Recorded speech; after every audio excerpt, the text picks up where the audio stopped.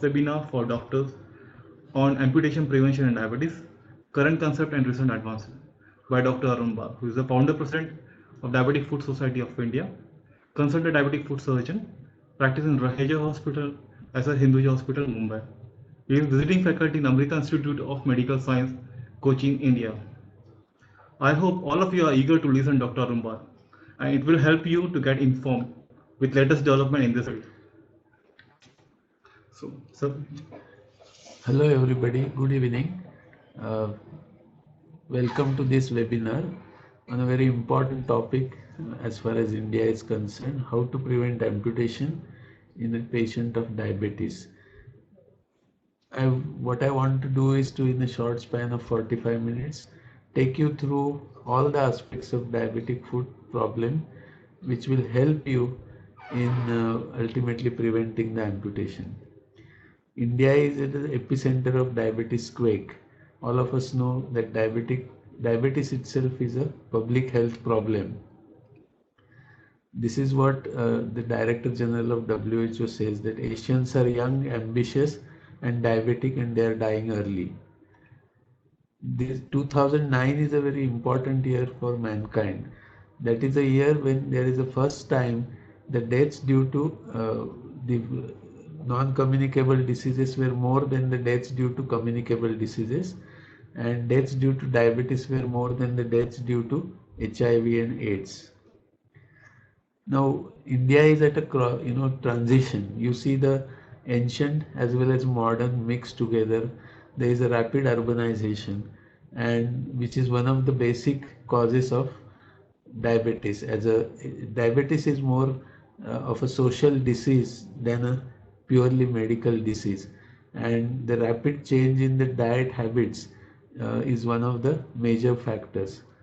Now most of the young people eat burger like this, which gives 1000 calories. I call this burger weapon of mass destruction. Even in a rural area with a reach of mass media and social media, people are more aware. They see all these new type of foods which about 20 years back were unknown in the rural area. What we need to understand, foot ulcer in diabetes is a complication of a medical disease, and it's not primarily a surgical disease or surgical problem.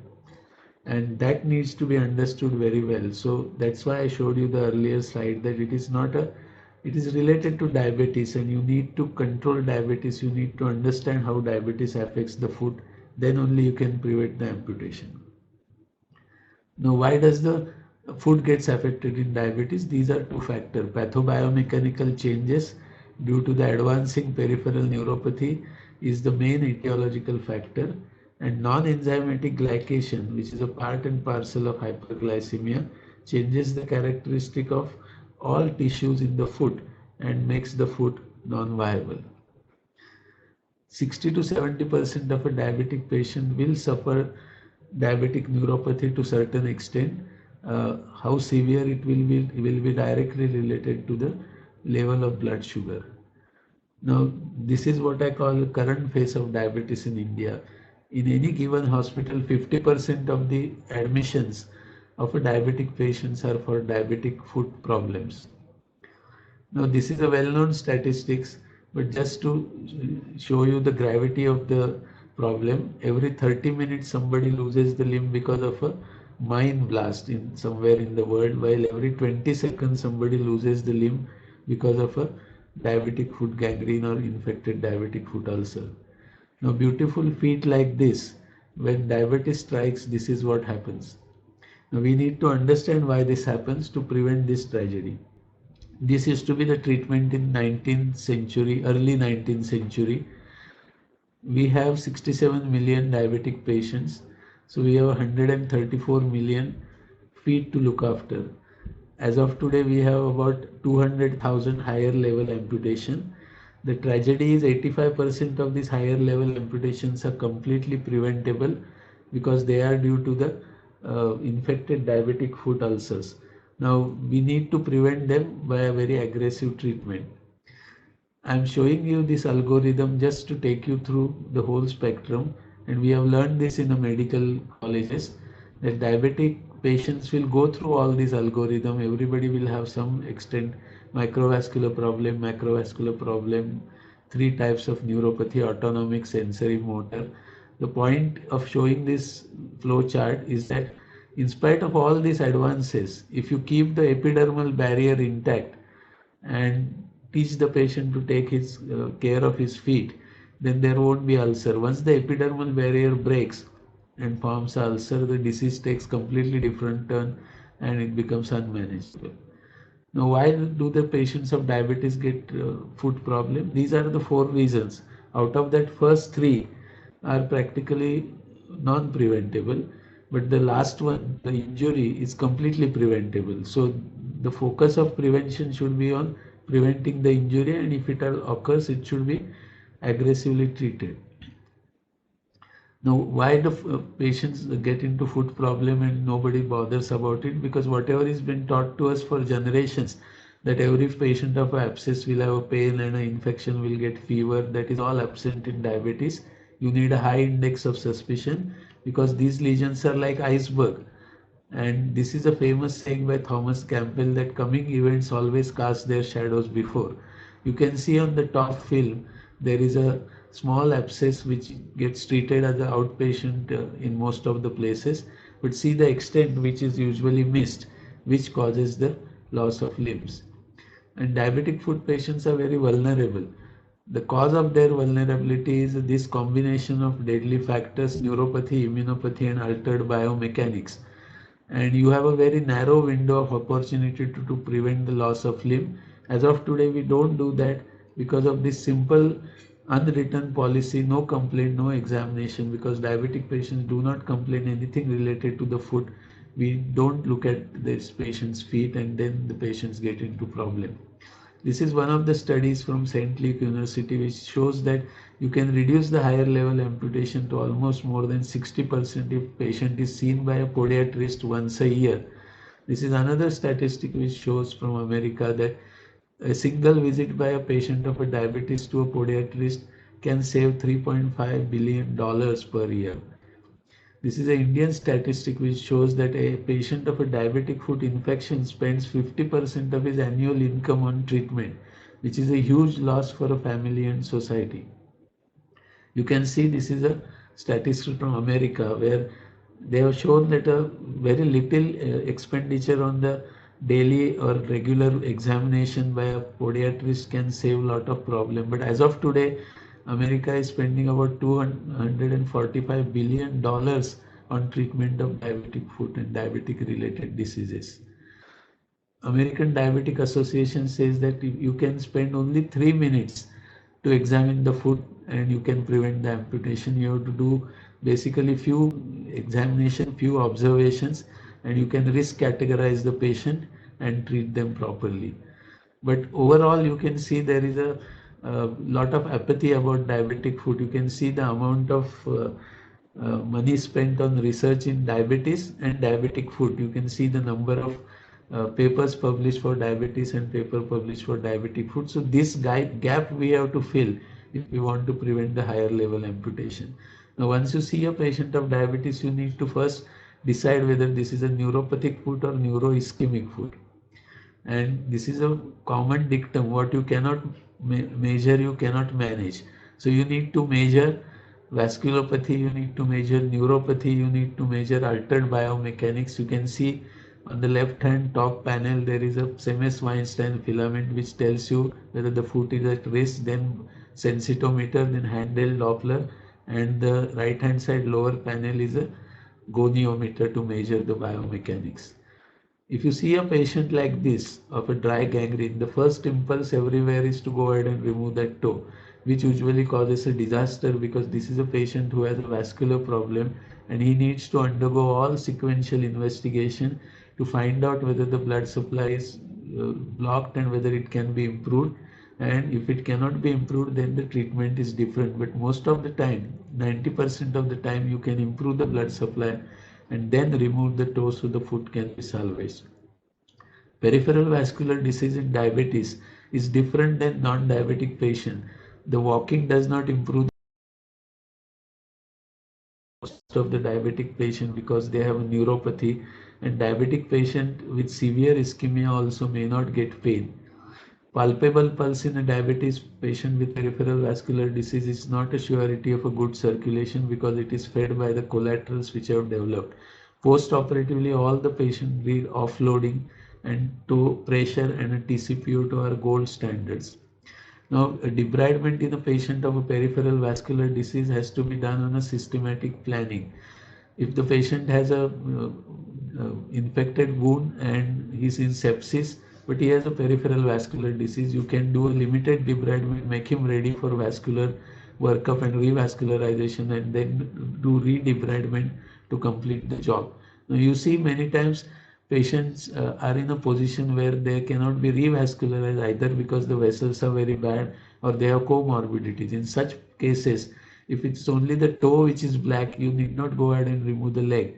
There is still a small chance that you can salvage the foot, and that requires a thorough, prolonged medical management where you have to manage the pain, you have to control the patient's blood sugar, you have to give him antiplatelets, you have to give him low molecular weight heparin, and do the dressing with a material which can desiccate the toe. If at any stage you find that patient is hemodynamically stable, then you have to go ahead and remove that leg. The dictum you must remember is that live tissue does not pain, dead tissue does not pain, it is only the dying tissue pain. So if the patient pain goes on increasing, that means there is some necrosis is occurring and that foot cannot be salvaged. Now these are the types of injuries, as I told you. Injury is something which you can prevent.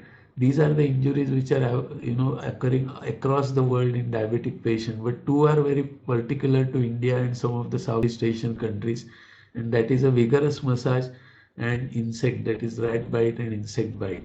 In India, people are very fond of doing massage for all sorts of pain. Diabetic patients get, especially with peripheral neuropathy, paresthesia. So vigorous massage is done which causes damage to the dermis and leads to necrotizing fasciitis. Similarly, patients of diabetes because of a dry skin due to autonomic neuropathy apply vegetable oil which attracts the insect. When patient has a loss of sensation, they don't feel the pain, and they early morning they get up and see there is a half-eaten toe. So these can be completely prevented by teaching the patient not to do vigorous massage, cover the feet with a socks at night, and not to use vegetable oils which attracts the insect and rats. You can save the foot. These are few examples of thermal injury. For a variety of pains, people apply hot fomentation which can cause loss of limb. You can see on the left hand side lower panel, people travel in a public transport, remove the footwear from the feet and keep the feet on the floor of the vehicle, which causes burns because the floor is usually metal. Again, right hand side you can see a patient of diabetes dipped his foot into hot water because he was feeling cold. He got a burns, and the practitioner gave him some herbal medicine which caused the maceration of the skin. Again, in this panel you can see left hand side, the top panel, patient for a neuropathic pain applied some thick black herbal ointment which mimics the dry gangrene. So you have to be careful in India, especially when people are using variety of other disciplines and medicines for treating the pain. Right hand side you can see necrotizing fasciitis, which is because of the massage, which has a 85% mortality. And the lower panel is a shoe bite. We must remember that a diabetic patient who has a neuropathy of more than grade 1, left to himself, will always choose a tight shoes because he does not feel the shoes in his feet, and that's why you need to supervise. If he takes the shoes which he can feel because it is a less size, then by evening the foot is swollen, so the shoe is actually 2 size less. There is a pressure on the medial arch which causes the gangrene. This is one of the modalities which is widely popular in India because people don't want to walk. They can lie down and put their feet on this walker, and it shakes and supposed to burn the calories and reduce the blood sugar. But diabetic neuropathic skin, which is moved like this, vibrated, can cause detachment of a dermis from the fascia and cause lot of damage to the leg. Also, this machine has a motor inside which can cause thermal injuries. So such machines, however popular they may be, are dangerous for diabetic patients. Now you can see on this left side panel, people use acupressure slippers, which can cause punctate pressure and cause damage. Right hand side, you can see the callus. Callus is the forerunner of ulcer, and callus is one of the common causes of higher level amputations. Now, how does this injury to the foot occur? This is a walking cycle. We have learned in anatomy that there is a heel strike, there is a mid stance, and there is a propulsion. So this is how everybody walks right from childhood to death. Can you load the video, please? Now you can see in this video, a normal human foot has a 26 bone and 29 joints. Whatever may be the surface, whatever may be the speed of walking, running, person never falls because the whole foot is held together by plantar fascia, which goes from calcaneal tubercle to the metatarsal heads, and foot is absolutely stable. So this is what is important, and that thing is usually lost. Now please load the video. If you can see here, the axis of normal walking is very straight, very stable. It is along the second metatarsal, second toe. And if you can see on the right hand side, you can see the markers on the tendo Achilles, which are absolutely stable. The foot does not waver anywhere in spite of speed and whatever may be the surface on which the person walks. If you take an X-ray, you will see central heel strike. Now, what happens in diabetes? A patient has no sensation, there is no joint position sense, intrinsic muscles are weak. So the foot, instead of falling in the center, either falls in pronation or falls in supination. So if you see a patient of a diabetic neuropathy from behind, you will find this one leg is going into pronation, other in supination, and many patients will tell you they feel wobbly, or when they want to suddenly turn, they literally fall down because there is no coordination, they have no sensory input. Please load the video. And you can see in this video, as compared to the earlier clip which I showed you, that the medial malleolus is going completely medially, the foot is hyperpronating, and tendo Achilles is not holding the foot in a rigid position. And this is the change which occurs because of a neuropathy. And this is the equation which will decide whether the foot will break or not. It is a pressure equivalent to force divided by area, where force is a normal body weight and area normally is a large plantar area, which becomes multiple small areas because of the deformities which occur because of a motor neuropathy. Now, peak plantar pressure at a takeoff stage or a propulsion stage is 600 kilopascals, which is a huge pressure. For example, at the 15 kilopascal pressure with systolic BP of 120, all arterioles are shut off. At 6 kilopascal, capillary circulation gets obliterated. So every human foot undergoes ischemia and anoxia at a propulsion stage. But as soon as the foot is off the floor, there is an instant recovery. That instant recovery is delayed in diabetes because of a non-enzymatic glycation and peripheral. There is the inflammation, there is a warmth and erythema, which has a very great significance in prevention of amputations and ulcers. Because if you teach the patient to feel with the back of hand, first, third, and fifth metatarsal at the end of the day, and if they are warmer than the rest of the foot, he has reached at this stage. If he keeps on without realizing the pain and the pressure, the next stage in physiological cascade is a blister, which will break and form an ulcer. And you can, with the modern technology of thermography, you can see how the temperature builds up. It has been shown with many research studies that increased temperature in the plantar aspect is a strong indicator of a coming ulcer. Now, in India, still this technology is not available, so we teach our patient to feel with the back of hand. Now, there is a wearable technology to detect that.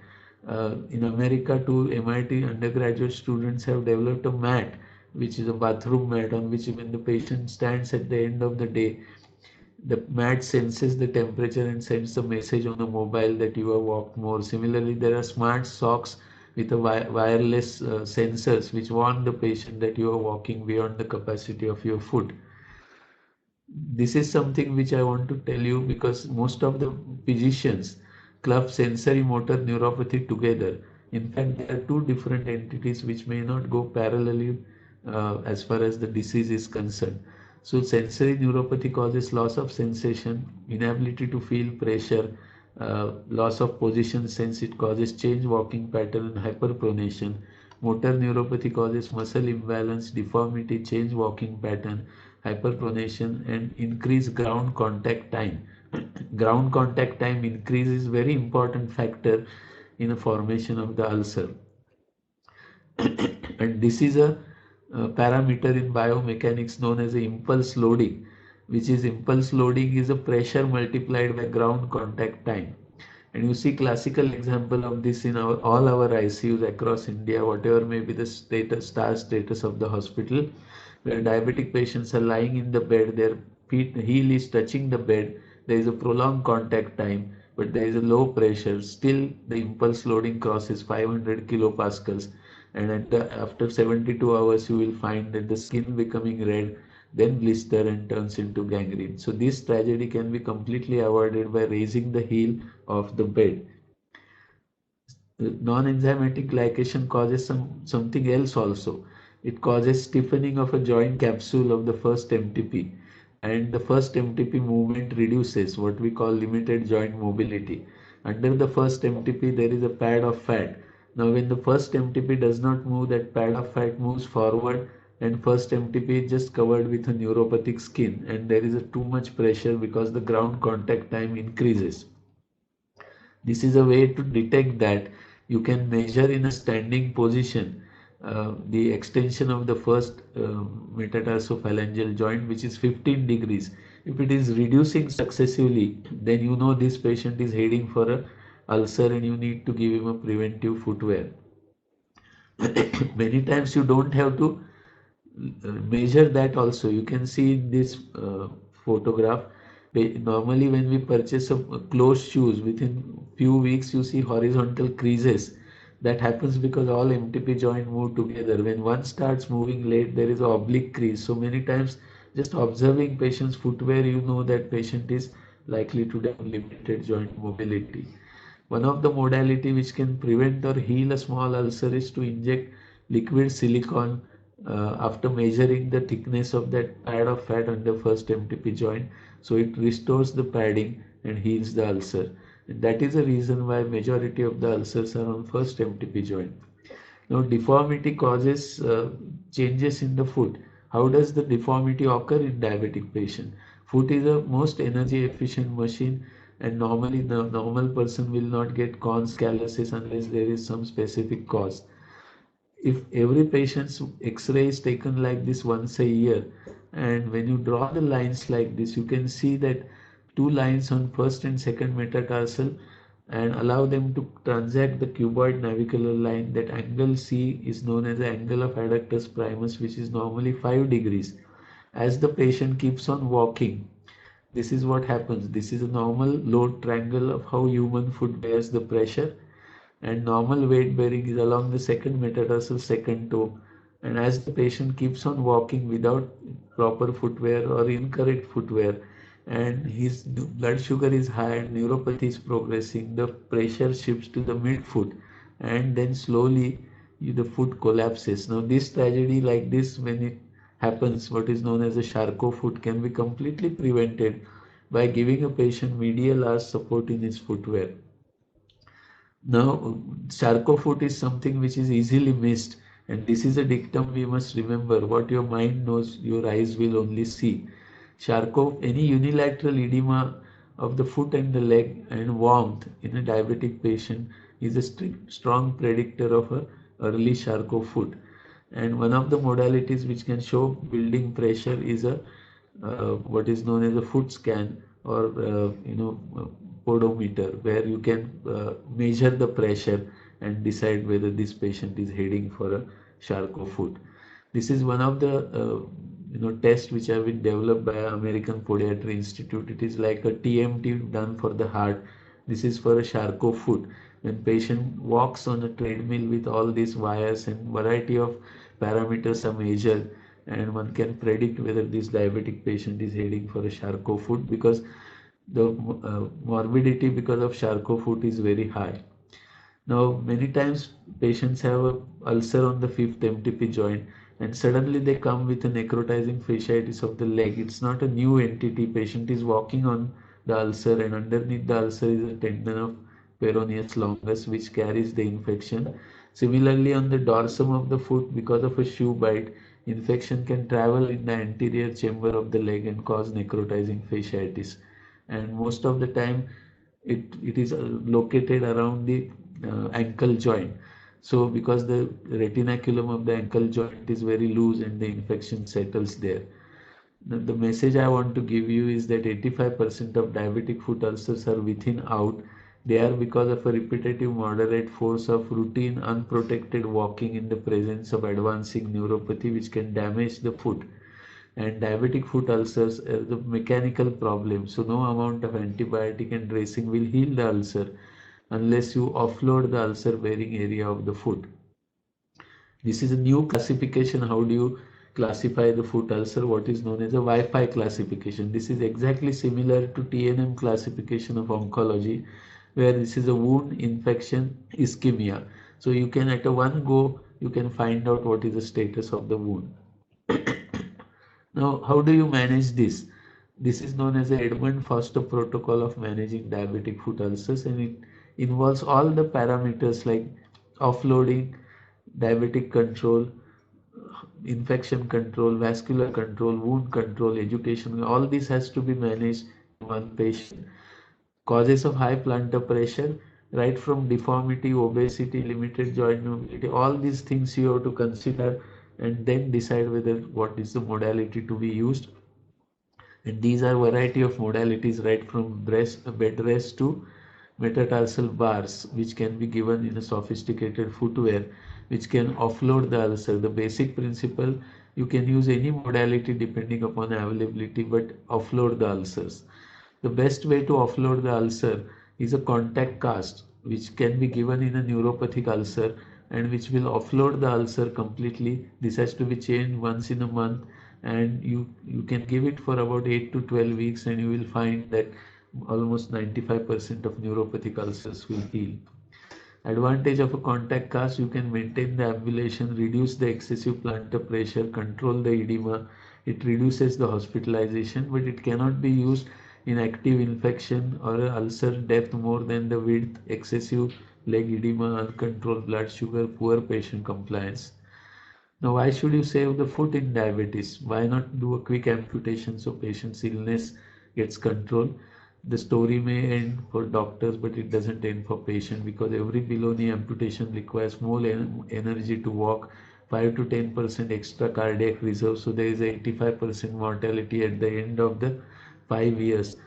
The principle we must follow is what is this George Bernard Shaw said, that I marvel at the society which pays people, surgeons, to pay money to amputate the leg but not less to save the limb.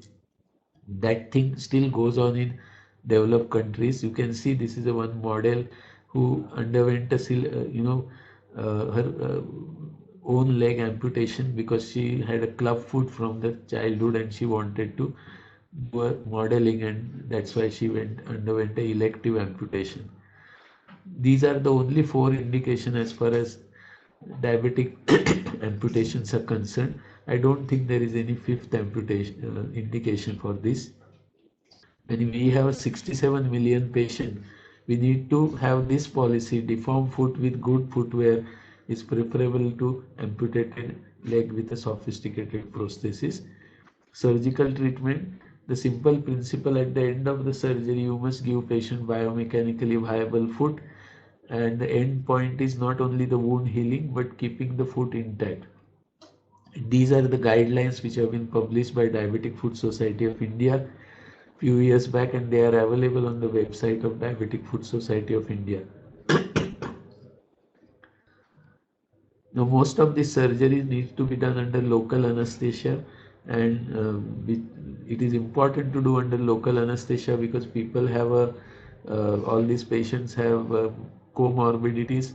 Many times they are in a critical condition, but you cannot delay the surgery because patient is serious. You can go ahead and do the surgery under local and regional anesthesia. Advantages are you can get rid of an infection very fast. You don't have to keep the patient fasting, and you can repeat the anesthesia if required. How soon it can be done? As soon as it is required. We in our hospitals don't wait for a blood sugar to come down. We always see that patient is hemodynamically stable and ketoacidosis is controlled, and go ahead and get rid of the infection. Now, many times you see the patients like this walking around, they are advised to apply moisturizer, and these black spots are considered as something superficial. Actually, these black spots are hemorrhage in callus, and you can see a callus like this. When you excise the callus, you can see the ulcer. Usually callus hides the ulcer. Now if you see an ulcer like this, you need to probe it with a sterile probe. If it touches the bone, that is a clinical sign of osteomyelitis. You need to scoop that ulcer, send that for material for culture, give culture specific antibiotic and offload this ulcer, and most of these ulcers will heal. Callus needs to be excised. It does not need any surgical training. You just need a sterile pair of gloves, a spirit swab, and a number 10 surgical blade. There is a new modality to excise the callus. This is a burr, which has a diamond tip burr, which removes the callus very fast. But this is not something available even in all the places in Bombay. Now, something like this, a small ulcer, which is a big problem because it is osteomyelitis. It is also a myth that every osteomyelitic toe needs amputation. You can see a meta-analysis of almost 8 to 10 studies with 1200 patients with a good success rate with a very aggressive medical management. And you can see this example, a toe looking which is almost gone. You can treat it with a good dressing, culture specific antibiotic, offloading, and you can still save the toe. Diabetic foot infections, as I said, are a very important public health problem, and these infections are because of an immune dysfunction in the patient because of a diabetes, and patients all healing system, whole healing mechanism is completely disrupted. Usually these infections are polybacterial infection. You will hardly see a single infection. Importance of MRSA in diabetic foot infection. There are 30 to 50% Staphylococcus aureus or MRSA. There is a lot of incidence of community MRSA which is coming up, and MRSA usually is a big problem in diabetic foot ulcers. The prognosis of a patient with MRSA in diabetic foot, because MRSA takes prolonged time to heal, requires a prolonged antibiotic treatment, and many times in spite of that patients lands up in the problem. Now, why Staphylococcus aureus is so virulent? Because it has a lot of toxins, it has a lot of enzymes which keep on destroying the tissue. Many of them are resistant to a variety of drugs, so you need to have a asepsis, you need to have a no contact dressing, and all this can be easily managed if you have a team approach. Clindamycin is one drug which is very important for osteomyelitis because the highest penetration into the bone as compared to other antibiotics, and you can see clindamycin goes right up to the lysosome of PMNL, and it helps in healing the wounds. As far as the antibiotic are concerned, we usually divide the wounds into non-limb threatening, life threatening, and devise our own protocol. Every institute needs to have their own protocol so the whole thing can be managed systematically. Fungal infections are very common in diabetes because diabetic patients have a sensory neuropathy and they are immunocompromised. This is one study which we have published in Amruta Institute where we found 27.2% incidence of a fungal infection in deep tissue samples taken at the time of surgery. So this has to be kept in mind because of a humid environment in India. Fungal infections are very common in the foot. And this is how these types of a fungal infection you see right from the plantar surface, nail, web space. So this needs very aggressive treatment. Wound care in diabetic foot management. The realities are we don't have a wound care nursing, we don't have a home care nursing, and the patient's dressing facilities are very poor, dressing materials are very costly. So overall wound care is a neglected subject in India. Amruta Institute is the only institute which have a structured wound care, or what we call podiatry assistant program of 18 months. Now, wound bed preparation is a new concept developed by European Wound Management Association about 8 years back to heal the wound rapidly with having a very comprehensive wound management. And it has an acronym called TIME, that is tissue management, infection, inflammation control, moisture control, epidermal and age control. So all these factors have to be managed. And these are the types of tissue debridement. You can have surgical debridement, but it needs a training. You can have enzymatic debriders. The only enzymatic debrider available in India is papain-urea. Biological debridement, or so-called maggot therapy, is not available in India, but it is one of the better methods of removing the slough in a patient who have marginal blood flow.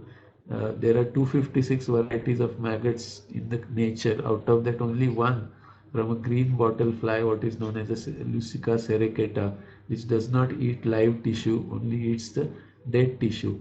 This is bred in aseptic condition and put on the wound and change every 3 days, so those maggots eat away all the slough.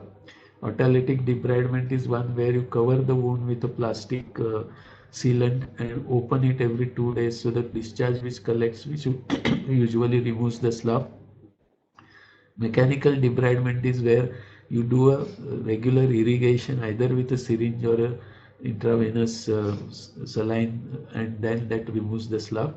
Maintenance debridement is something which is particular only to diabetic foot wounds, because diabetic foot wounds repeatedly get newer slough formation, and the reason for that is, one is the patient is walking on the wound, and the second is because of the neuropathy there is a thrombocytosis at a microscopic level, and which creates a slough. So this needs to be regularly removed either with a surgical debridement or with enzymatic debriders.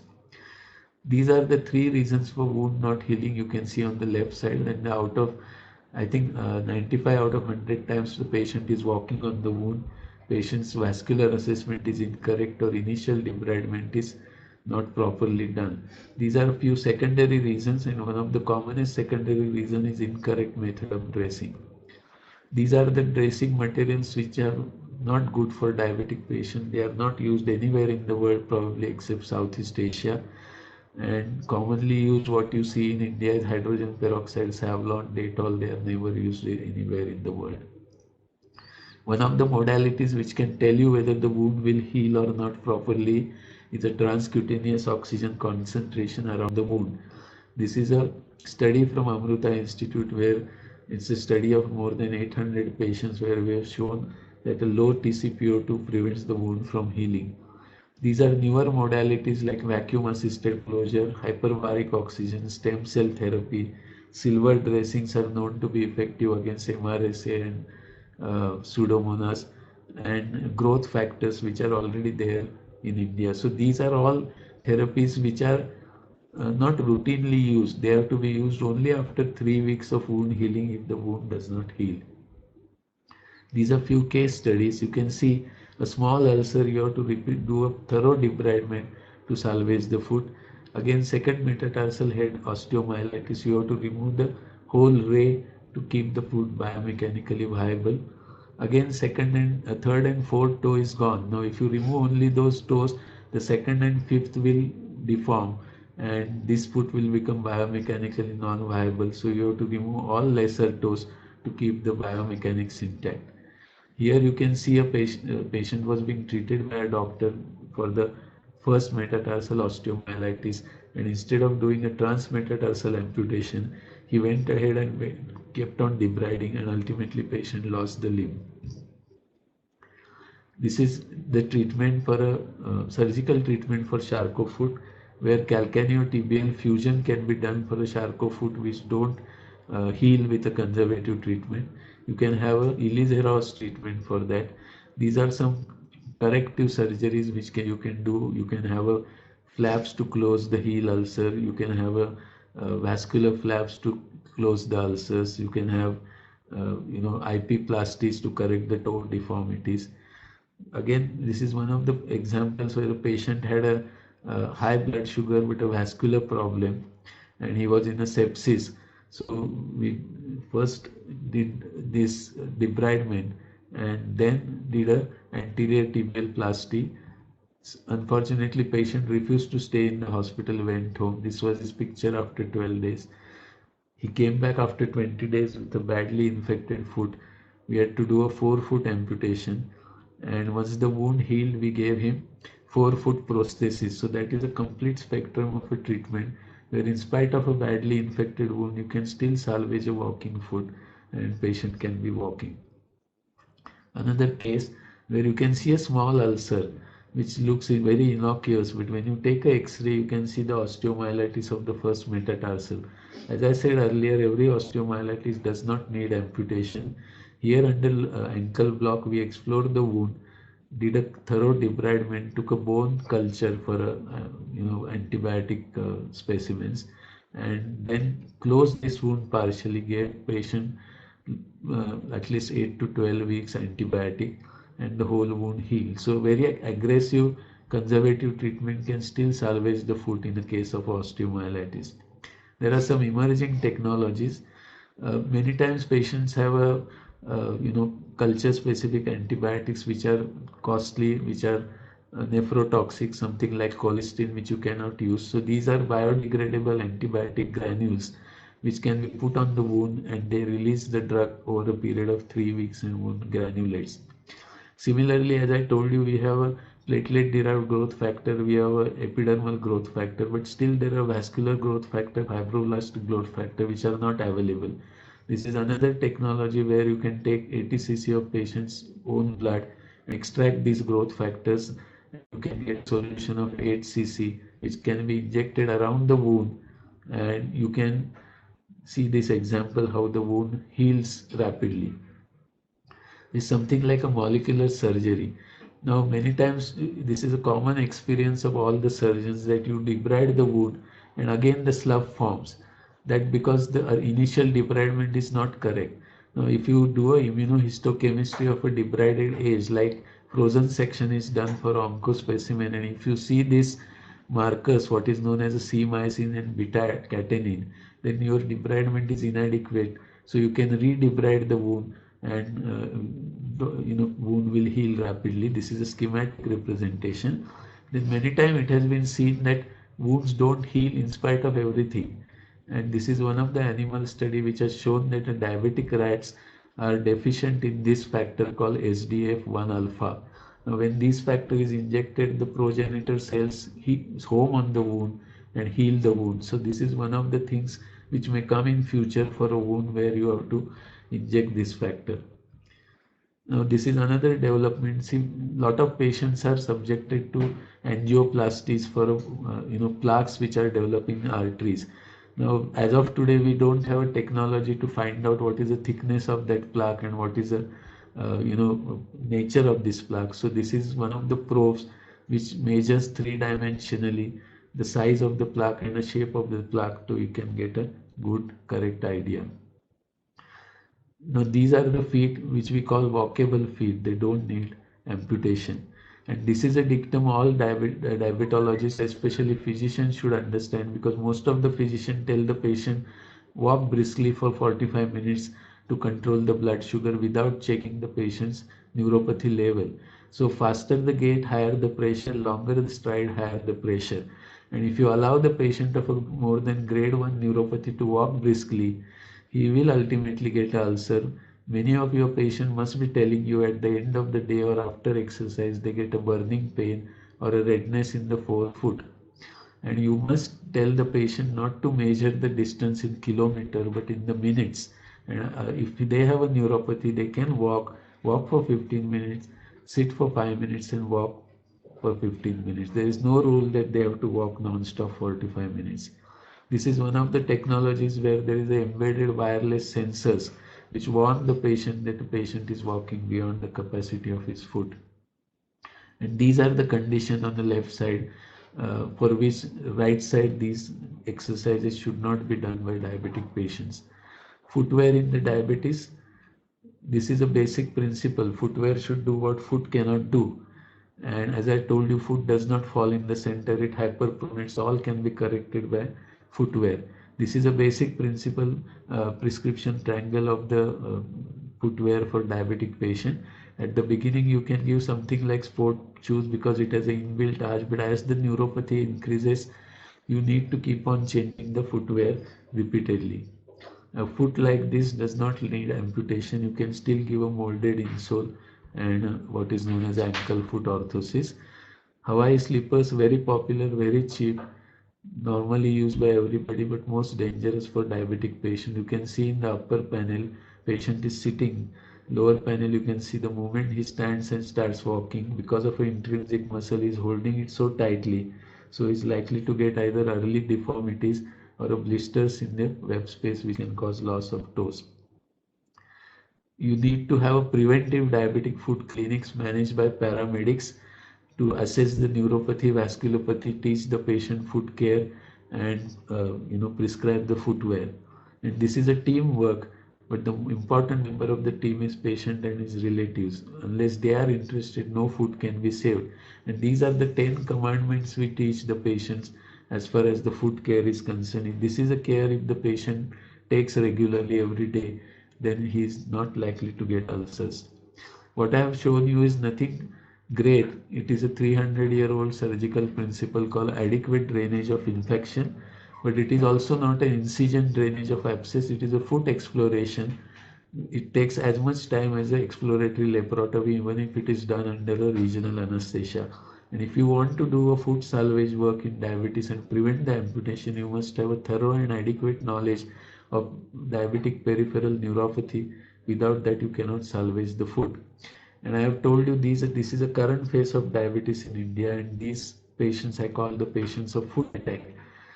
And when you have 67 million patients, you need to remember this famous Chinese saying that mind is like a parachute. It does not work unless it is open. And amputation prevention in 21st century needs a team, technology, and tenacity. You have acute coronary units, you have stroke units, you need to have aggressive, comprehensive diabetic foot units, because time is a tissue, and you must remember concept of toe and flow. Every patient who has ulcer, his or any infection in the foot, his vascularity needs to be checked. And callus is like a benign breast lump. Don't leave it, it has to be removed. And we must remember, if the wound heals, we should not tell the patient that he is cured, because there is no cure. As I said at the beginning, ulcer is because of a medical problem which is going to remain throughout his life. So cure is equivalent to remission, and we need to bring in this concept of 5-year ulcer-free survival to keep the patient's feet intact. And any hospital or any institution want to do diabetic footwork, they must have all these 7-8 things available to prevent the amputation. This was a St. Vincent's declaration. This was a 2005 Diabetes Day. Both these days and declaration decided that the higher level amputation will reduce in 10 years after this declaration. India has not achieved it. Most of the countries have not achieved it. If you want to achieve it in next 10 years at least, we should not allow the patient to walk on the wound, because they literally walk to death. And we don't need high technology. You just need early detection and protection of the high pressure areas in the foot, and give a correct footwear, which is the only solution to prevent the higher level amputation. What you need is only a pair of sensitive hands and sensitive eyes. And this is not a successful treatment of diabetes. We should not take this as a successful treatment of diabetes in India.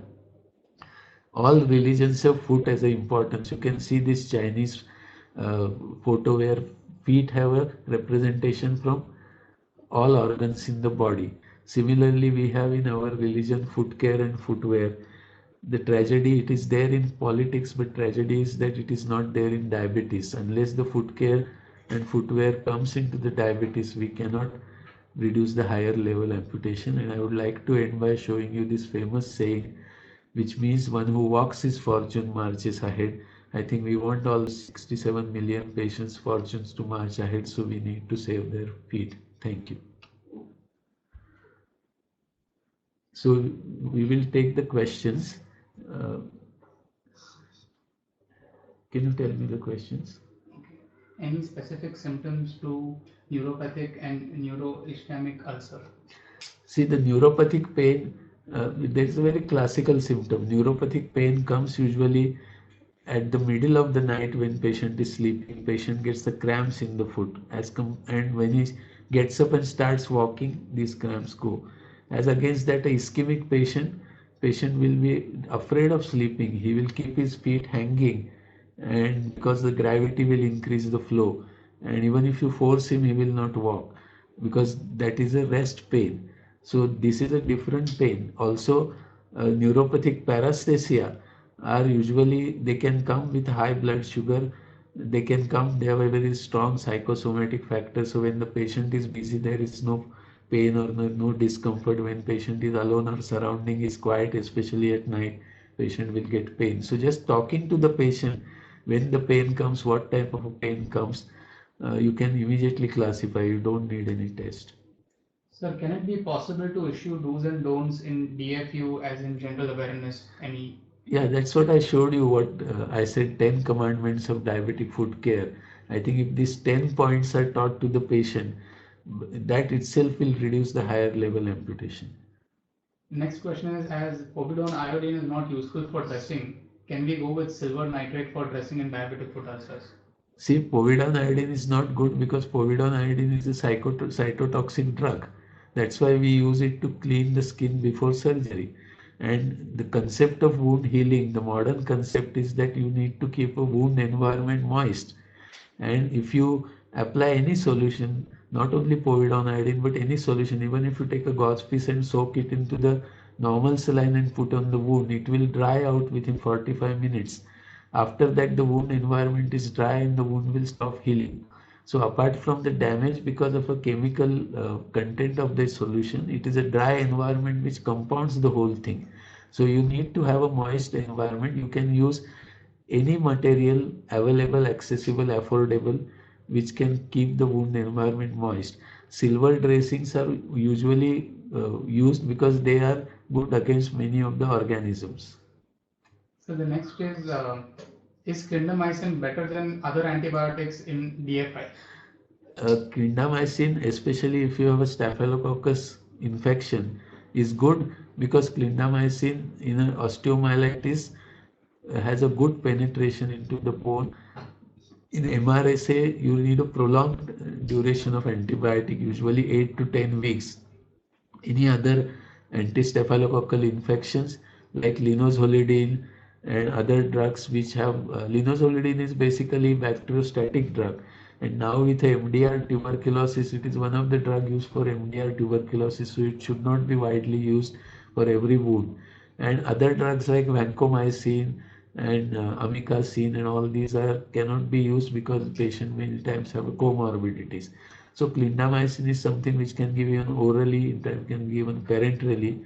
So it is a good choice, but ultimately what culture specific antibiotic you get on examination is important.